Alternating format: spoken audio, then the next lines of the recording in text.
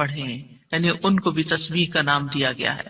اسی طرح سورۃ الطور میں اللہ تعالیٰ فرماتے ہیں، اور آپ اپنے رب کے حکم کے آنے تک صبر کیجئے، پس بے شک آپ ہماری نگاہوں کے سامنے ہیں، اور جس وقت آپ کھڑے ہوتے ہیں آپ اپنے رب کی حمد کے ساتھ تسبیح کیجئے، اور رات کو بھی اور ستاروں کے پلٹنے کے بعد بھی اس کی تسبیح کیجئے۔ یہاں بھی نبی صلی اللہ علیہ وسلم کو صبر کا حکم دیا گیا ہے کہ آپ اپنے رب کا حکم آنے تک صبر کرتے رہیں۔ فَإِنَّكَ بِأَعْيُنِنَا، آپ ہماری نگاہوں کے سامنے ہیں، آپ ہماری توجہ میں ہیں، ہماری نظروں میں ہیں، ہمارے علم میں ہیں، آپ ہماری حفاظت میں ہیں۔ یعنی عربی کے محاورے کے مطابق کوئی نگاہوں میں ہو کا مطلب یہ کہ ہم اس کی نگرانی کر رہے ہیں، حفاظت کر رہے ہیں، جسے موسیٰ علیہ السلام کے بارے میں اللہ تعالیٰ نے فرمایا وَلِتُصْنَعَ عَلَىٰ عَيْنِي، تاکہ آپ کی پرورش میری آنکھوں کے سامنے کی جائے، یعنی میری حفاظت اور حراست کے ساتھ۔ اور وَسَبِّحْ بِحَمْدِ رَبِّكَ حِينَ تَقُومُ، اس کا معنی ہے کہ جب آپ مجلس سے اٹھیں تو تسبیح کریں، جب نیند سے اٹھیں تو تسبیح کریں، جب نماز کے لیے اٹھیں تو تسبیح کریں، اور نماز میں بھی تسبیح کریں۔ اور اسی طرح تسبیح کے دو اور معنی بھی کیے گئے ہیں کہ رکوع اور سجدوں میں تسبیح کریں، اور پھر دعائے استفتاح میں تسبیح کریں، سبحانک اللہم و بحمدک، یہاں بھی تسبیح ہے۔ تو آپ دیکھ رہے ہیں کہ ہم دن میں کتنی بار اللہ سبحانہ وتعالیٰ کی تسبیح بیان کرتے ہیں۔ وَمِنَ اللَّيْلِ فَسَبِّحْهُ، رات میں بھی تسبیح کریں، اور اس سے مراد رات کی نماز، رات کی تسبیح ہے، جیسے بیڈ پہ جاتے ہوئے تسبیحات فاطمہ نبی صلی اللہ علیہ وسلم نے حضرت فاطمہ کو سکھائی تھی تاکہ ان کی تھکاوٹ دور ہو جائے۔ نماز کے علاوہ بھی تسبیح کرتے رہنا چاہیے۔ ادبار النجوم کے بھی 3 معنی ہیں۔ ایک معنی کیا گیا ہے فجر سے پہلے کی 2 رکعتیں پڑھنا۔ نبی صلی اللہ علیہ وسلم یہ رکعتیں نہ سفر میں چھوڑتے تھے نہ گھر میں، کبھی بھی آپ نے یہ سنت نماز نہیں چھوڑی۔ اور پھر اسی طرح اس سے مراد فجر کی 2 رکعات بھی لی گئی، اور نماز کے بعد کی تسبیح بھی مراد ہے۔ ان دونوں آیات سے پتہ چلتا ہے کہ نماز کے بعد بھی ذکر کرنے کی اہمیت اور ضرورت ہے، جس سے بہت سے لوگ غافل ہوتے ہیں۔ قرآن مجید میں اللہ تعالیٰ فرماتے ہیں فَإِذَا قَضَيْتُمُ الصَّلَاةَ فَاذْكُرُوا اللَّهَ قِيَامًا وَقُعُودًا وَعَلَى جُنُوبِكُمْ، پھر جب تم نماز پوری کر چکو تو اللہ کو کھڑے، بیٹھے اور اپنے پہلوؤں پر لیٹے ہوئے یاد کرو۔ یعنی بعض اوقات ایسا ہوتا ہے کہ آپ نماز پڑھ لیتے ہیں اور پھر سمجھتے ہیں کہ ہم اللہ کے ذکر سے فارغ ہو گئے اور اب ہم دنیا کے کام میں لگ جائیں۔ ہاں، دنیا کے کام 2-3 طرح سے ہی ہوتے ہیں، یا کھڑے ہو کے کوئی کام ہو رہا تھا، آپ کچن میں چلے جاتے ہیں، کوکنگ کر رہے ہیں، آپ اپنا ذکر جاری رکھیں، یا پھر آپ بیٹھ گئے ہیں اور بیٹھ کے کوئی کام کر رہے ہیں، تسبیح جاری رکھیں، ذکر جاری رکھیں۔ اور اسی طرح اگر آپ لیٹ گئے آرام کرنے کے لیے تو بھی ذکر جاری رکھیں، یعنی ہر حال میں اللہ تعالیٰ کا ذکر کرتے رہیں۔ اسی طرح سورہ جمعہ میں اللہ تعالیٰ فرماتے ہیں فَإِذَا قُضِيَتِ الصَّلَاةُ فَانتَشِرُوا فِي الْأَرْضِ وَابْتَغُوا مِن فَضْلِ اللَّهِ وَاذْكُرُوا اللَّهَ كَثِيرًا لَعَلَّكُمْ تُفْلِحُونَ، پھر جب نماز پوری کر لی جائے تو زمین میں پھیل جاؤ اور اللہ کے فضل سے تلاش کرو، یعنی اپنے دنیا کا کام کاروبار کرو اور اللہ کو بہت یاد کرو، یعنی اپنے بزنس آورز میں بھی، اپنی جاب پر بھی اللہ کو نہیں بھولنا۔ کیوں؟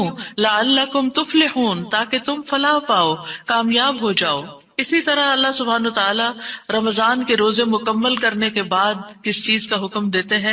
وَلِتُكْمِلُوا الْعِدَّةَ وَلِتُكَبِّرُوا اللَّهَ عَلَىٰ مَا هَدَاكُمْ وَلَعَلَّكُمْ تَشْكُرُونَ، اور تاکہ تم تعداد پوری کرو، اور تاکہ تم اللہ کی بڑائی بیان کرو، تکبیرات پڑھو، اور اس پر کہ اس نے تم کو ہدایت بخشی، اور تاکہ تم شکر ادا کرو۔ اسی طرح حج کے مناسک ادا کرنے کے بعد بھی ذکر کا حکم ہے فَإِذَا قَضَيْتُم مَّنَاسِكَكُمْ فَاذْكُرُوا اللَّهَ كَذِكْرِكُمْ آبَاءَكُمْ أَوْ أَشَدَّ ذِكْرًا، پھر جب تم اپنے حج کے مناسک پورے کر چکو تو اللہ کو یاد کرو جس طرح اپنے باپ دادا کو یاد کیا کرتے تھے، بلکہ اس سے بھی زیادہ یاد کرنا۔ یعنی باپ دادا کو یاد کرنے، ماں باپ کو یاد کرنے سے بھی زیادہ اللہ کا ذکر کیا کرو، اللہ سبحانہ تعالیٰ کو زیادہ یاد کیا کرو، کیونکہ انسانوں کی یاد انسانوں کو دکھی کرتی ہے، لیکن اللہ کی یاد دلوں کے اطمینان کا باعث بنتی ہے، دلوں کے اندر سکون کا باعث بنتی ہے۔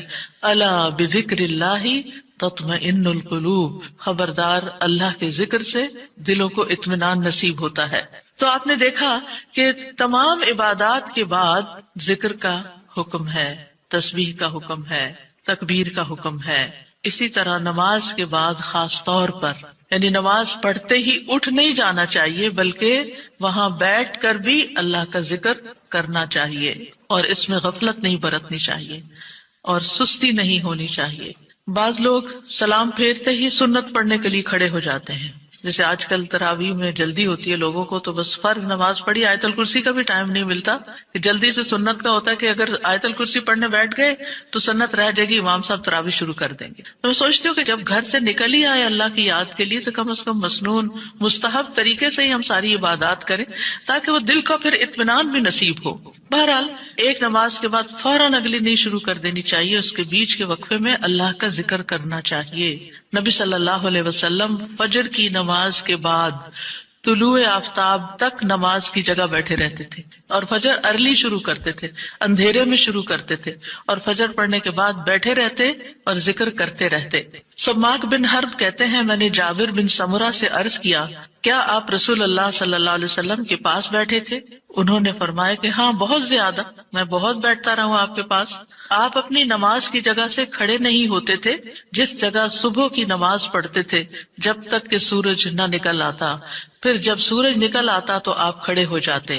اسی طرح ایک اور روایت میں آتا ہے، نبی صلی اللہ علیہ وسلم جب فجر کی نماز پڑھتے تھے تو اپنی جگہ بیٹھے رہتے یہاں تک کہ سورج خوب اچھی طرح طلوع ہو جاتا، تو پھر اس وقت کیا کرتے تھے؟ اشراق کے نوافل۔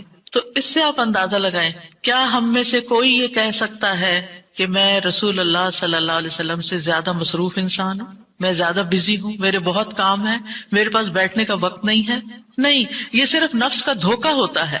نفس ہمیں دھوکہ دیتا ہے کہ دیکھو، پہلے تم اٹھے ہو تہجد کے لیے، پھر تم نے پڑھی نماز، اور پھر پڑھے اذکار، اور اب تم پھر بیٹھ کے اور انتظار کرو، اٹھو کچھ اور کام کرو، اچھا میرا وہ کام بھی ہے، میرا وہ کام بھی ہے، اور اس طرح ہم اپنے آپ کو تسلیاں دے کر اپنی جگہ سے اٹھ جاتے ہیں اور ذکر میں کوتاہی کر جاتے ہیں، جبکہ مستحب یہی ہے کہ اسی جگہ بیٹھ کر چاہے آپ تلاوت قرآن کریں، چاہے آپ صبح شام کے اذکار، یہی وقت ہے ان کا سورج نکلنے سے پہلے، اور حفاظت کے لیے جو پڑھتے ہیں وہ انہی اوقات میں پڑھے جاتے ہیں، لہٰذا اس وقت آپ وہ بھی پڑھ سکتے ہیں، آپ تسبیحات کر سکتے ہیں، آپ کوئی بھی اور ذکر، آپ قرآن مجید کا مطالعہ کر سکتے ہیں، تفسیر کی کوئی کتاب پڑھ سکتے ہیں، کوئی تفسیر کا لیکچر سن سکتے ہیں، اپنی تجوید درست کر سکتے ہیں، یعنی کہ کوئی سبق یاد کر سکتے ہیں، یعنی کوئی بھی چیز ذکر کی قسم کی آپ اس وقت میں تسلی کے ساتھ کر سکتے ہیں تاکہ یہ سنت پوری ہو جائے، کیونکہ اس کا اجر و ثواب بہت ہے۔ جو شخص اسی جگہ بیٹھا رہے اور پھر نفل پڑھ کے اشراق کے اٹھے تو اس کو حج جمعے کا ثواب ملتا ہے۔ نبی صلی اللہ علیہ وسلم نے صحابہ کو نماز کے بعد کے اذکار سکھائے۔ ابن تیمیہ رحمہ اللہ کہتے ہیں کہ نبی صلی اللہ علیہ وسلم جب لوگوں کو نماز پڑھاتے تھے تو آپ سلام پھیرنے کے بعد دعا نہیں کرتے تھے، اور نہ صحابہ ایسا کرتے تھے، نہ صبح کی نماز میں، نہ عصر کی نماز میں، نہ دیگر نمازوں میں، بلکہ آپ سے ثابت ہے کہ آپ اپنا چہرہ اصحاب کی طرف کر لیتے، یعنی پلٹ کے واپس بیٹھ جاتے، اللہ کا ذکر کرتے اور ان کو سکھاتے تھے۔ یعنی اذکار اور دعا میں تھوڑا سا فرق ہے، دعائیں زیادہ سے زیادہ سلام پھیرنے سے پہلے کر لیتے تھے، اور جو اذکار ہوتے تھے جیسے تسبیحات ہیں یا صبح شام کے اذکار ہیں یا باقی اذکار ہیں وہ بعد میں کر لیتے تھے، جیسے لا الہ الا اللہ وحدہ لا شریک لہ، اور اسی طرح دیگر اذکار جو ہیں۔ اور سلام پھیرنے کے بعد اللہ کا ذکر کرنا یعنی زیادہ مستحب ہے، اگرچہ دعا بھی کر سکتے ہیں، یعنی منع نہیں ہے۔ بعض علماء یہ کہتے ہیں کہ نبی صلی اللہ علیہ وسلم نے جو دبر الصلاۃ کا لفظ استعمال کیا نماز کے پیچھے، تو اس سے مراد نماز کے بعد بھی ہے۔ حضرت عائشہ کہتی ہیں کہ نماز کے بعد کے اذکار شیشے کو صاف کرنے کے بعد اس کو چمکانے کی طرح ہے، یعنی نماز میں آپ نے اپنی صفائی کر لی اور اب بعد کے اذکار کے جو آپ کو اور زیادہ چمکا رہے ہیں۔ نماز نور ہے، یہ دل کو صاف کر دیتی ہے، دل کو روشن کر دیتی ہے، جیسے کہ شیشے کو صاف کیا جاتا ہے، اور نماز کے بعد ذکر کرنا ایسا ہے جیسا کہ شیشے کو چمکایا جاتا ہے۔ فرشتے بھی دعائیں کرتے ہیں۔ رسول اللہ صلی اللہ علیہ وسلم نے فرمایا، جب تک تم اپنے مصلی پر جہاں تم نے نماز پڑھی تھی بیٹھے رہو اور ریاح خارج نہ کرو، گیس پاس نہ کرو، تو فرشتے تم پر برابر درود بھیجتے رہتے ہیں۔ یعنی اگر کوئی شخص فجر کی نماز پڑھ کے اپنے وضو کی حالت میں سورج نکلنے تک بیٹھا رہتا ہے تو آپ اپنے لیے بھی ذکر کر رہے ہیں اور فرشتے بھی آپ کے لیے دعائیں کر رہے ہیں۔ کیا دعا کرتے ہیں؟ اللہم اغفر لہ، اللہم ارحمہ، اے اللہ اس کی مغفرت فرما، اے اللہ اس پر رحم فرما۔ اور یہ اس وقت تک ہوتا رہتا ہے جب تک وہ وضو توڑ کر فرشتوں کو تکلیف نہ پہنچائے. یعنی جب گیس پاس ہوتی ہے اور اس کی اسمیل سے پھر فرشتوں کو تکلیف ہوتی ہے، تو فرشتے جو ہیں وہ پیاز کی اسمیل اور لہسن کی اور جسم سے نکلنے والے، اگر پسینہ بہت آ رہا ہے اور کپڑے نہیں آپ تبدیل کرتے، رات کے کپڑوں میں اٹھ کے نماز شروع کر دیتے ہیں اور وہ اسمیلی کپڑے ہوتے ہیں، تو اس سے فرشتے آپ سے دور رہتے ہیں. اور اسی طرح اگر یعنی خوراک میں کوئی ایسی چیز ہے کہ آپ کی گیس میں بہت اسمیل ہے، تو یہ چیز بھی فرشتوں کو تکلیف دیتی ہے اگر آپ مصلی پر بیٹھے ہیں یا آپ ذکر کی حالت میں ہیں. پھر اس وقت ذکر کرنا جو ہے اولاد اسماعیل سے غلام آزاد کرنے سے افضل عمل ہے، خاص طور پر اگر ہم لا الہ الا اللہ وحدہ لا شریک لہ والی تسبیح پڑھتے ہیں. ابو امامہ سے مروی ہے رسول اللہ صلی اللہ علیہ وسلم نے فرمایا، سورج طلوع ہونے تک میں بیٹھ کر اللہ تعالیٰ کا ذکر کروں، اس کی بڑائی، اس کی حمد و تسبیح اور تحلیل کروں، یہ مجھے اولاد اسماعیل میں سے 2 غلام آزاد کرنے سے زیادہ محبوب. یعنی اس وقت کا ذکر ایسا ہے جیسے آپ نے اتنا بڑا صدقہ بھی کر دیا. اسی طرح عصر کے بعد سورج غروب ہونے تک ذکر کرنا مجھے اولاد اسماعیل میں سے 4 غلام آزاد کرنے سے زیادہ محبوب ہے.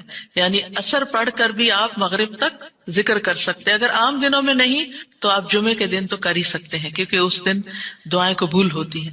لیکن عموماً ہم اپنی غفلت اور سستی کی وجہ سے کوئی اور کام شروع کر دیتے ہیں اور ہم ان قیمتی اوقات کی قدر نہیں کرتے، ہماری پرائرٹیز نہیں ہوتی.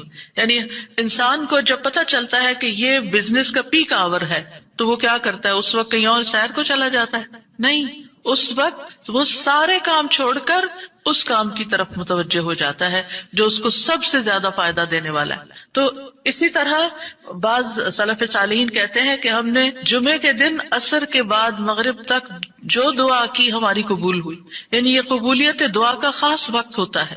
جیسے صبح کا وقت بکرتن نماز فجر سے لے کر سورج نکلنے تک کا ہے، بڑا ہی قیمتی وقت ہے ذکر اذکار کے لیے. اسی طرح عصر کی نماز سے لے کر مغرب تک کا وقت بھی بڑا ہی قیمتی ہے. تو اس میں آپ دیکھیے خصوصاً آج کل آپ روزے سے ہیں، روزہ دار کی بھی دعا قبول ہوتی ہے. اور اس میں بھی امت کے نیک لوگوں کا طریقہ یہی رہا ہے کہ وہ روزہ کھلنے سے پہلے سارے کام چھوڑ دیتے تھے اور ذکر اذکار میں مصروف ہو جاتے تھے، دعائیں کرنے میں مصروف ہو جاتے تھے.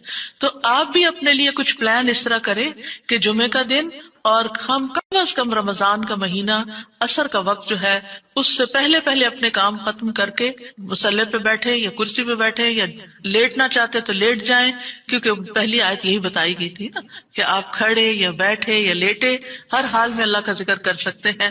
الذین یذکرون اللہ قیاما وقعودا وعلی جنوبہم، وہ جو اللہ کا ذکر کرتے ہیں کھڑے، بیٹھے اور لیٹے، جس بھی پوزیشن میں آپ کرنا چاہیں آپ ذکر کر سکتے ہیں. اور اس میں تسبیح کیجئے، حمد و ثنا کیجئے اللہ تعالیٰ کی، اور دعائیں مانگیے.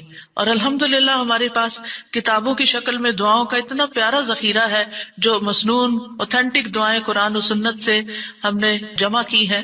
اگر زبانی یاد ہے تو بہت ہی اچھا کہ دل لگا کے زبانی پڑھے، اور اگر زبانی یاد نہیں تو ان کو کھول لیجئے اور پڑھنا شروع کر دیجئے. اور صرف پڑھتے نہ جائیں، اس وقت کوئی قرات کا وقت نہیں ہے، یہ مانگنے کا وقت ہے. دیکھ دیکھ کر اس طرح پڑھیں دعا کو جیسے آپ مانگ رہے ہیں اللہ تعالیٰ سے. تو انشاءاللہ آپ کے دین، دنیا، آخرت کے سارے مسائل حل ہوں گے اور ایک پرامن پرسکون زندگی بسر کریں گے اگر ان اوقات کی آپ قدر کر لیں. کیونکہ جو قبولیت کے اوقات ہیں ان کو گنوانا نہیں چاہیے، ان کو ہاتھ سے جانے نہیں دینا چاہیے.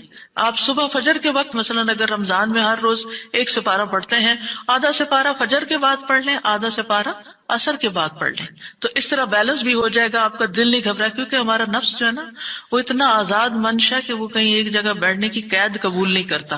وہ بار بار ہمیں کہتا ہے اچھا فون چیک کر لو، اچھا وہ کر لو، وہ کر لو، اور توجہ اور یکسوئی سے ہمیں ذکر اذکار نہیں کرنے دیتا. تو اس کو ٹیم کرنے میں، اس کو ڈسپلن کرنے میں وقت لگے گا.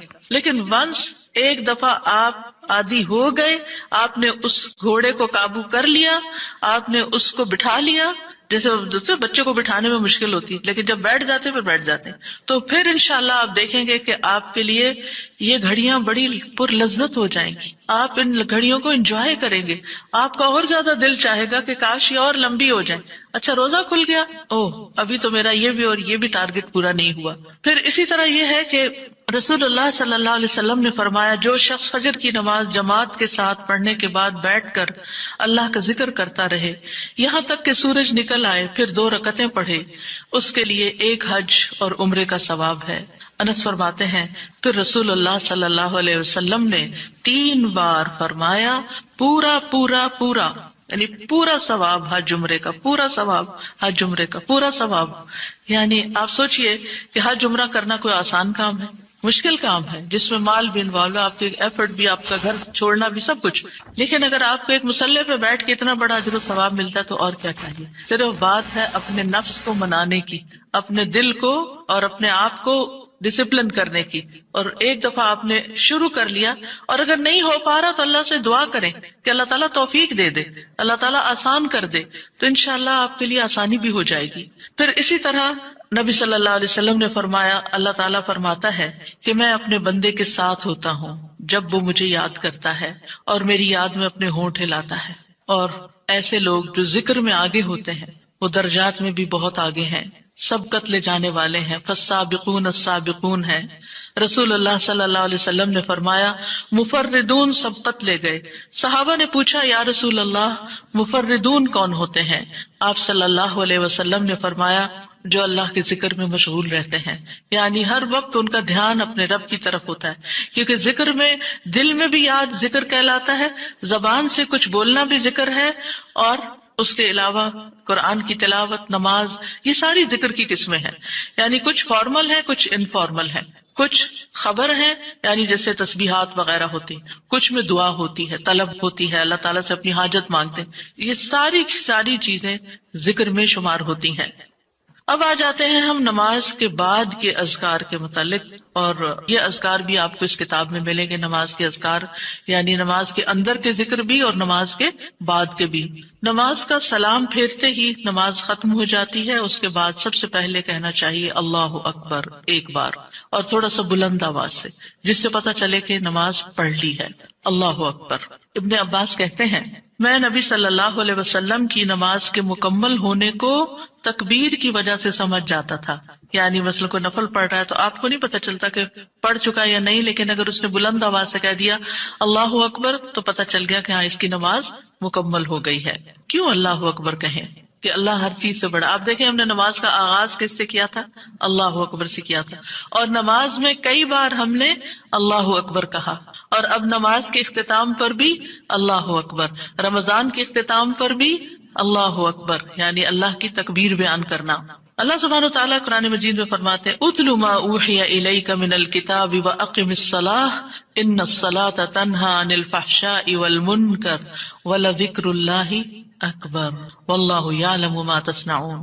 کتاب میں سے جو آپ کی طرف وحی کیا گیا ہے اس کی تلاوت کیجیے اور نماز قائم کیجیے، بے شک نماز بے حیائی اور برائی سے روکتی ہے، اور یقیناً اللہ کا ذکر تو سب سے بڑی چیز ہے، اور اللہ کو معلوم ہے جو کچھ تم کرتے ہو.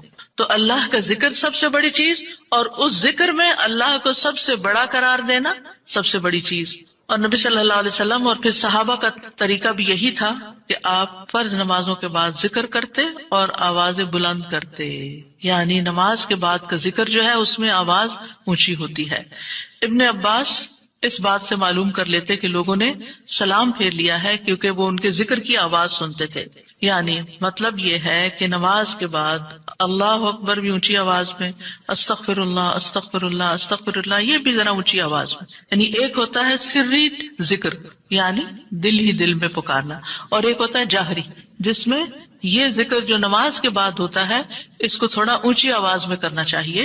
اور جس طرح وتر ختم ہونے کے بعد سبحان الملک القدوس سبحان الملک القدوس سبحان الملک القدوس ذرا اونچی آواز میں کہنا چاہیے. تو نبی صلی اللہ علیہ وسلم اس ذکر کو ہمیشہ اونچی آواز میں کرتے تھے. ٹھیک ہے، یعنی آپ کی اقتداء، آپ کی پیروی ہر معاملے میں یہ عبادت کے درجات کو بڑھا دیتی ہے. اور اس میں ہم یہ بھی دیکھتے ہیں کہ صحابہ کرام جو تھے وہ نبی صلی اللہ علیہ وسلم کی صرف سنت کو نہیں سیرت کو بھی آگے بیان کرتے تھے کہ آپ نے کوئی کام کیا اور کس طریقے سے کیا. مثلا ذکر کیا اور کس طرح کیا، بلند آواز سے کیا یا آہستہ آواز سے کیا، بیٹھ کر کیا یا کھڑے ہو کر کیا. اور پھر آپ دیکھیے کہ نماز کے بعد اذکار جو ہیں وہ زیادہ پسندیدہ ہیں، یعنی دعاؤں کی نسبت زیادہ اذکار. ٹھیک ہے. اور پھر اسی طرح آپ دیکھیے کہ دوسرا ذکر جو آپ کریں گے وہ ہے استغفر اللہ 3 بار. استغفر اللہ استغفر اللہ. ثوبان کہتے ہیں رسول اللہ صلی اللہ علیہ وسلم جب اپنی نماز سے فارغ ہوتے تھے تو 3 مرتبہ استغفار فرماتے تھے، 3 بار استغفار کرتے. ولید کہتے ہیں میں نے اوزائی سے پوچھا آپ استغفار کس طرح فرمایا کرتے تھے؟ تو انہوں نے کہا آپ فرماتے تھے استغفر اللہ استغفر اللہ. اب نماز پڑھ لی ہے، استغفر اللہ کیوں؟ اس لیے کہ ہم تو نماز کا حق بھی ادا نہیں کرتے.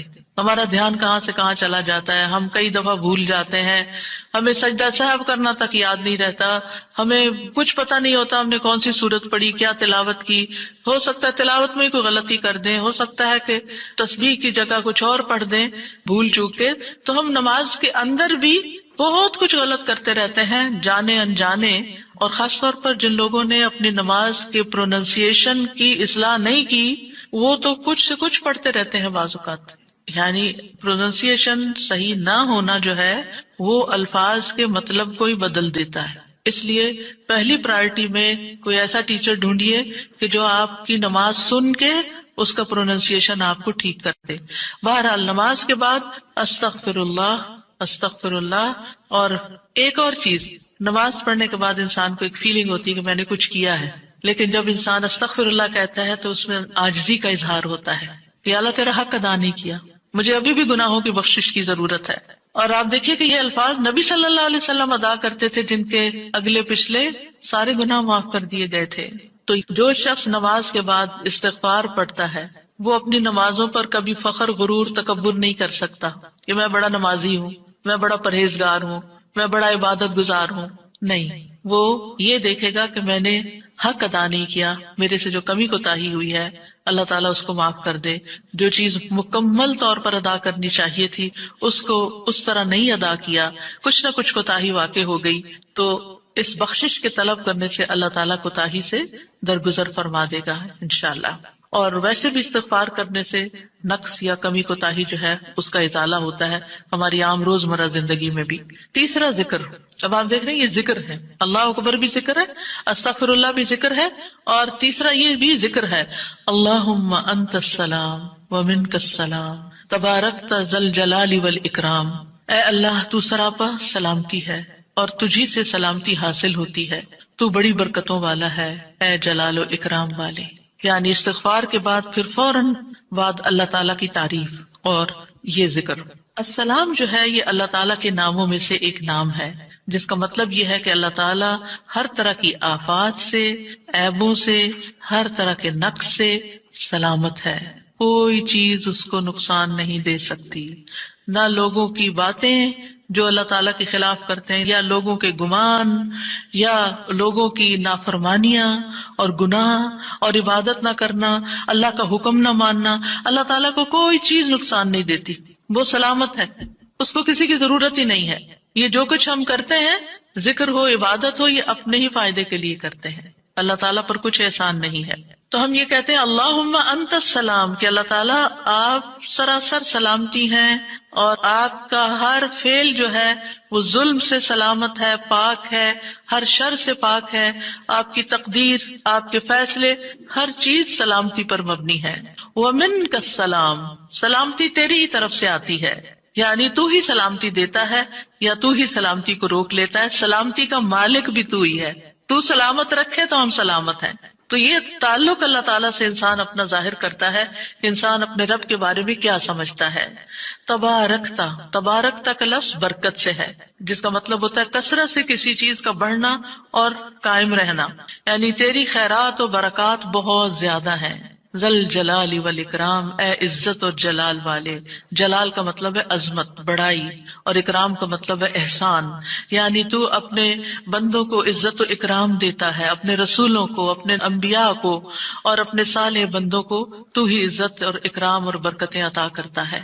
ساری نعمتیں تیری ہی طرف سے ہیں. اور یہ کتنا خوبصورت ذکر ہے جو ہم ہر نماز کے بعد کرتے ہیں، یا جو نہیں کر رہے ہیں انہیں لازماً کرنا چاہیے کہ اللہ سبحانہ وتعالیٰ سے ہم اپنے اچھے گمان کا اظہار کرتے ہیں اور ایک طرح سے انڈائریکٹلی سلامتی اور برکت طلب بھی کرتے ہیں. آپ دیکھیے عموماً ہم جب کسی چیز کے اندر فائدہ دیکھتے ہیں تو ہم خیر اس سے وابستہ کر لیتے ہیں. یہ ہے تو کام ہوگا، یہ نہیں تو کام ہی نہیں ہوگا.